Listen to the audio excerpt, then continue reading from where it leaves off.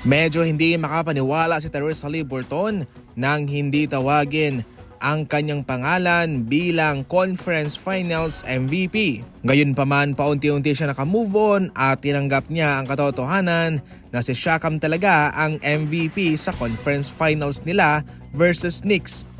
Ang naging kalamangan lang ni Pascal Siakam ay naging consistent siya simula Game 1 laban sa Knicks hanggang matapos ito. 17 points, 39 points, 17 points, 30 points, 15 points, and 31 points sa kanilang huling laban. Samantalang si Therese Haliburton 31, 14, 20, 32, 8, and 21 points. Hindi rin naman may tatanggi ang importansya ng impluwensya at kontribusyon nitong si Therese Haliburton. Marami din namang bumoto sa kanya, sadyang lumamang lang si Pascal Siakam sa kanya. Ngayon sa mga pangyayaring ito ay hindi na importante para kay Therese Haliburton kung sino man ang tinanghal na Conference Finals MVP. Definitely mga idol, sa positibong naratibo ang mahalaga ay nakapasok sila sa NBA Finals. At malaking achievement na yon para sa kanila. Itong si Siakam ay low-key na manlalaro. Hindi mo masyadong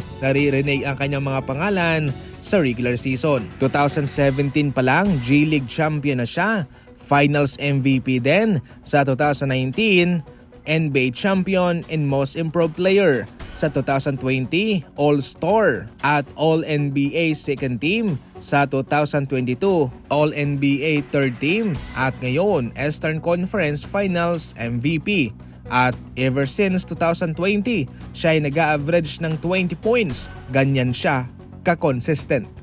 Sa kabilang banda na maalam na nga rin ho ang Inside the NBA sa kanilang mga audience para sa TNT. Marami ang nalungkot pero hindi naman sila mawawala sapagkat sila'y tatransfer lang sa ESPN. Inacquired nga ho ng ESPN ang rights para i-broadcast itong Inside the NBA galing sa TNT. Bilang kapalit ay mayroon ding kinuhang mga coverage ang TNT sa ESPN. Dahil tapos na ang kanilang kontrata sa NBA ay hindi na makaka-cover ng mga games ang TNT. Sa ngayon ay magfo-focus na muna sila sa college football playoff. Wala pang lumalabas sa ngayon patungkol sa Golden State Warriors na formal na balita kung sino ang kanilang tinatarget. Pero ngayon ang Chicago Bulls naman, galing ito sa ESPN NBA insider na si Kevin Pelton. Ang Chicago Bulls daw ay posibleng subukan na ipadala itong si Nikola Vucevic para kay Kuminga. Ang Chicago Bulls ang pinaka-the best na team para kay Kuminga. Mga batang player doon, kahanay niya ang edad. Kaya siguradong siya'y mabibigyan din ng mataas-taas na exposure. Maibibigay ni Kuminga ang kanyang athleticism, scoring punch, at yung kanyang kabataan. Sa edad na 22 years old ay marami siya magagawa at wala pa siya sa rurok ng kanyang kakayahan o potensyal pa. Malaking butas nga ho ang iniwan ni DeMar DeRozan sa posisyong forward na posibleng gampanan ni Kuminga kung matutuloy ang pagditrade ng Chicago Bulls sa kanya.